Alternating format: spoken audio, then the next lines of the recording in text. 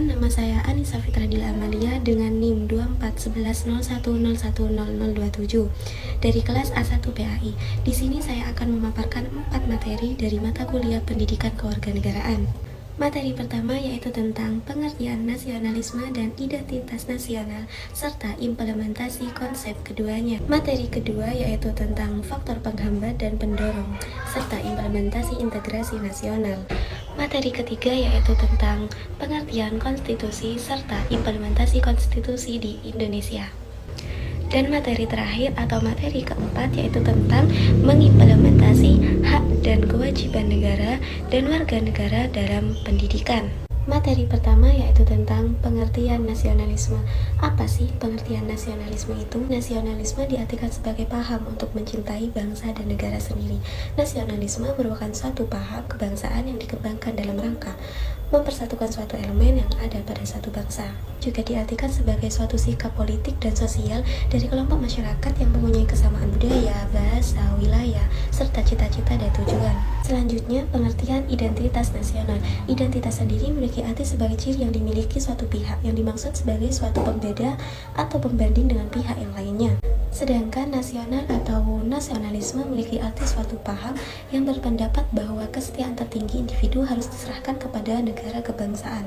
Jadi, identitas nasional adalah kepribadian nasional atau jati diri nasional yang dimiliki suatu bangsa yang membedakan bangsa satu dengan bangsa yang lainnya.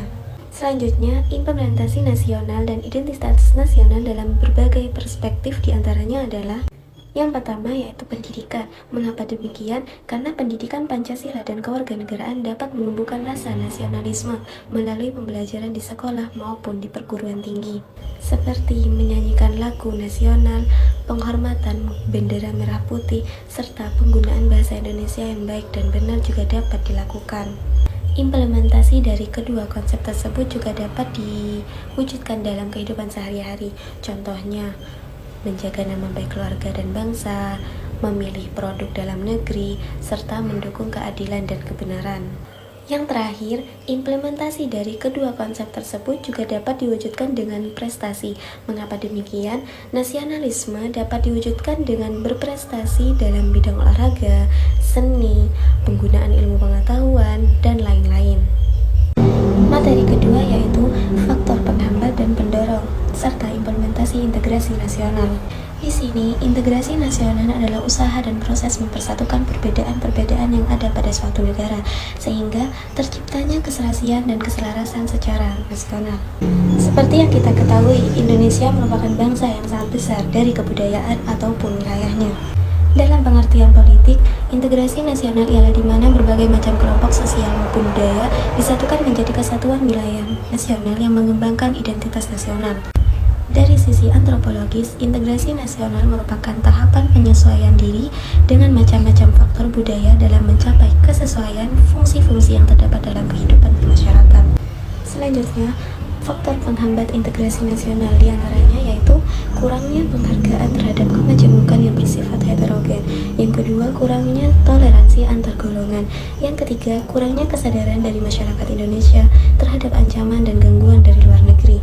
Yang terakhir, adanya ketidakpuasan terhadap ketimpangan atau ketidakmerataan hasil-hasil pembangunan. Untuk faktor pendorong tercapainya integrasi nasional diantaranya adalah adanya rasa senasib dan perjuangan yang diakibatkan oleh faktor sejarah dan adanya ideologi nasional yang tercermin dalam simbol negara yaitu Garuda Pancasila dan semboyan Bhinneka Tunggal Ika.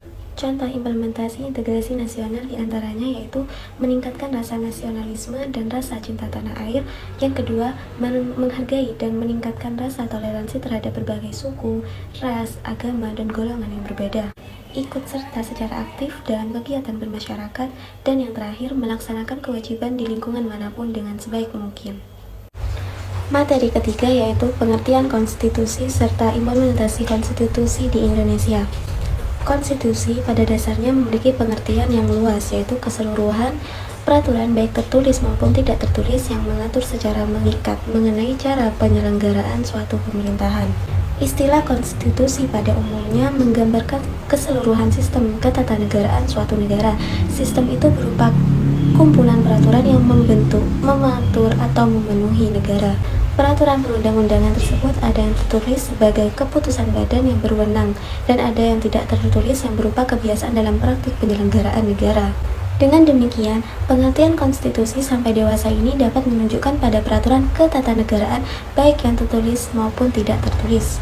Konstitusi memiliki beberapa pengertian, yaitu konstitusi dalam arti sempit. Maksudnya, konstitusi yang dituangkan dalam satu dokumen seperti Undang-Undang Dasar. Ada juga konstitusi dalam artian luas, maksudnya konstitusi yang mencakup segala ketentuan yang berhubungan dengan keorganisasian negara, termasuk kebiasaan atau konvensi. Adapun contoh implementasi konstitusi dalam kehidupan sehari-hari, contohnya yaitu mengakui dan dapat menghargai hak-hak asasi orang lain. Kedua, mematuhi serta mentaati peraturan-peraturan yang berlaku, baik itu peraturan lalu lintas, sekolah, dan lain-lain. 3. Tidak main hakim sendiri. Yang keempat, menjalin persatuan serta kesatuan melalui beberapa kegiatan. Dan yang terakhir, mengembangkan sikap sadar dan juga rasional. Materi terakhir atau materi keempat yaitu mengimplementasi hak dan kewajiban negara dan warga negara dalam pendidikan.